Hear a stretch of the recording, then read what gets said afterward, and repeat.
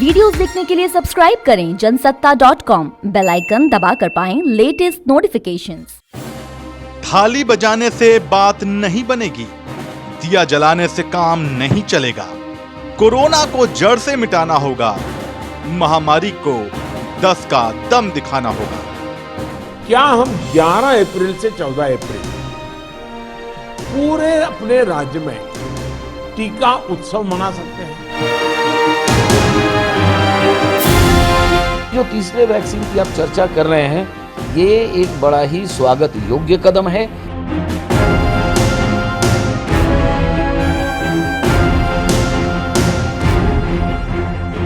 तो दिल्ली में भी नया मतलब लेवल पे कोरोना पहुंच रहा है और पूरे देश में भी लोगों से बस यही अपील है कि भाई घर से तभी निकले जब बहुत ज़रूरी हो।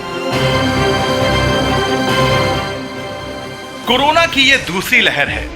कहा जा रहा है कि ये 2 गुना ज्यादा खतरनाक है। संक्रमण फैलने की दर और खतरा इस बार कहीं ज्यादा है। ऐसे में जरूरत है कोरोना से लड़ने के लिए 10 का दम अपनाने की। क्या है वो 10 उपाय और क्या हम उसके लिए पूरी तरह से तैयार हैं? जनसत्ता की इस खास रिपोर्ट में हम इन्हीं सवालों का जवाब खोजने की कोशिश कर रहे हैं। नमस्कार, जनसत्ता में आपका स्वागत है और मैं हूं डॉक्टर दिग्विजय सिंह। तो चलिए शुरू करते हैं। वैक्सीनेशन पर पूरा जोर। कोविशील्ड, कोवैक्सीन और अब स्पुतनिक 5। कोविड के खिलाफ ये वो 3 हथियार हम इंडिया वालों के पास हैं जिन्हें इस्तेमाल करके एक ऐसा सुरक्षा तंत्र विकसित किया जा सकता है जो ज्यादा से ज्यादा लोगों की इम्यूनिटी को कोरोना के दानव से लड़ने लायक बना सके। सरकार भी इस बात को समझती है, तभी स्पेशल वैक्सीनेशन मुहिम चलाई जा रही है। यह बात और है कि वैक्सीन की कमी बार बार सुर्खियां बटोर रही है। दवा का भरपूर स्टॉक। जब तक 70% आबादी का वैक्सीनेशन नहीं हो जाता, तब तक कोरोना से लड़ने के दूसरे उपाय भी तेज करने ही होंगे और इनमें सबसे अहम है दवाइयों का भरपूर स्टॉक।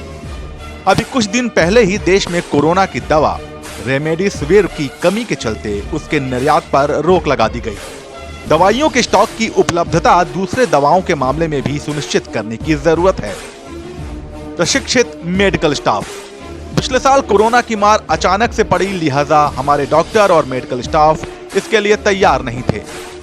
मगर अब हम काफी हद तक इस वायरस को समझने लगे हैं। ऐसे में मेडिकल स्टाफ की ट्रेनिंग और अपग्रेडेशन की प्रक्रिया में तेजी लाना कोविड से लड़ने का एक अहम हथियार साबित हो सकता है। आखिर कोरोना से सीधी टक्कर तो इन स्वास्थ्य कर्मियों को ही लेनी है। अस्पताल में पर्याप्त बेड। जब कोरोना की लहर अपना असर दिखाने लगेगी तो अस्पतालों में बेड की कमी भी अखरने लगेगी। दूसरी लहर की शुरुआत में ही कई शहरों में ऐसी खबरें आने लगी हैं। ऐसे में जरूरत है कि वक्त रहते बेड की कमी को दूर करने की आपातकालीन और दीर्घकालीन दोनों योजनाएं बनाकर उन्हें अमली जामा पहनाया जाए। वेंटिलेटर का पूरा इंतजाम। अस्पताल के बेड पर पहुंचने के बाद गंभीर रूप से संक्रमित रोगियों के आईसीयू और वेंटिलेटर पर पहुंचने की संभावना काफी बढ़ जाती है। ऐसे में आईसीयू और वेंटिलेटर की उपलब्धता हर हाल में बनाई रखनी होगी ताकि गंभीर संक्रमितों की जिंदगी बचाई जा सके। टेस्टिंग में कमी नहीं। टेस्टिंग लैब का ज्यादा से ज्यादा विस्तार, टेस्टिंग का दायरा बढ़ाना और जल्दी से जल्दी रिपोर्ट देना, ये वो 3 अहम चरण हैं जो संक्रमितों की पहचान में अहम भूमिका अदा करते हैं। पिछले 1 साल में टेस्टिंग लैब और डेली टेस्ट कई गुना बढ़े हैं, मगर अभी इसमें काफी संभावनाएं बाकी हैं। सुरक्षा गियर हो तैयार। Mask, gloves, face shield, PPE kit और सैनिटाइजर। हमारी रोजमर्रा की जिंदगी में अब ये चीजें उसी तरह से शामिल हो जानी चाहिए जैसे कि मोबाइल फोन। इन सेफ्टी गियर की कमी ना पड़े, इसके लिए पब्लिक प्राइवेट पार्टनरशिप के तहत प्रयास किए जाने की जरूरत है। कीमतों पर लगाम। टेस्ट, इलाज, वैक्सीनेशन, सेफ्टी गियर वगैरह तमाम चीजें हर देशवासी की पहुंच में रहें, इसके लिए जरूरी है कि इनकी कीमतों पर नियंत्रण किया जाए। पिछले साल मास्क, ग्लव्स और सैनिटाइजर के दाम किस तरह आसमान छूने लगे थे, ये बात किसी से छिपी नहीं है। ऐसा फिर ना हो, इसके लिए सख्त कदम तो उठाने ही होंगे, क्योंकि एक बार फिर इनकी कीमतें बढ़ने लगी हैं। सर्वे और ट्रैकिंग डेटा। कॉन्टैक्ट ट्रेसिंग, घर घर जाकर सर्वे करना और डेटा का भरपूर इस्तेमाल, ये वो मोर्चे हैं जिन पर फिलहाल काफी काम किए जाने की आवश्यकता है, क्योंकि कई घरों में पिछले 1 साल के दौरान कोई सर्वे हुआ ही नहीं। जागरूकता सबसे जरूरी। कोरोना के खिलाफ उठाए गए सारे कदम बेकार हो जाते हैं जब आम आदमी लापरवाही के साथ कोविड प्रोटोकॉल की धज्जियां उड़ाने लगता है।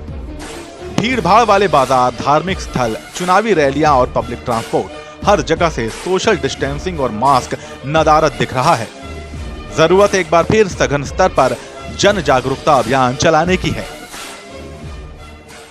तो दिल्ली में भी नया लेवल पे कोरोना पहुंच रहा है और पूरे देश में भी लोगों से बस यही अपील है कि भाई घर से तभी निकले जब बहुत ज़रूरी हो और कोरोना को रोकें। घर से बाहर निकले तो मास्क लगा के निकले। बिना कोरोना से लड़ने के ये सभी 10 हथियार हमारे पास हैं तो सही, मगर फिर भी हम कोरोना से लड़ने के लिए तैयार नहीं हैं, क्योंकि हम कोविड प्रोटोकॉल का पालन करना भूल चुके हैं। सोशल डिस्टेंसिंग हमारे लिए मायने नहीं रखती, मास्क और सैनिटाइजर का इस्तेमाल हम करते नहीं और लक्षण होने पर टेस्ट कराने से हम अब भी घबरा रहे हैं। कुछ तो ऐसे हैं जो इसे छिपा भी रहे हैं। ऐसे में कोरोना से जंग कैसे होगी, ये एक बड़ा सवाल है। आप क्या सोचते हैं, हमें कमेंट सेक्शन में जरूर बताइए और कोरोना से जुड़ी हर खबर के लिए जुड़े रहिए जनसत्ता के साथ।